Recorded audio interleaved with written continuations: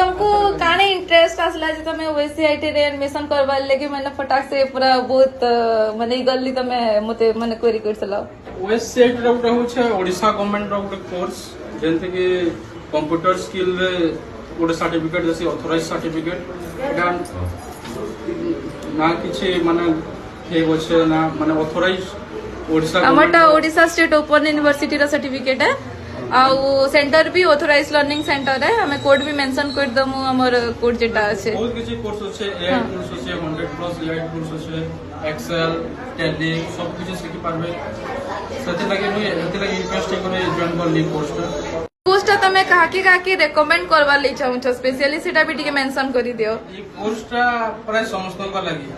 हम स्टूडेंट जे माने job holder हम समस्त को लागि कानी जॉब होल्डर लागे भी एखन बेसिक जानवाटा जरूरी है तार संगे हमें एआई सब जिनिस après स्टूडेंट मन को लगे माने बेसिक नॉलेज जानवर कथा एका तो सब एआई रो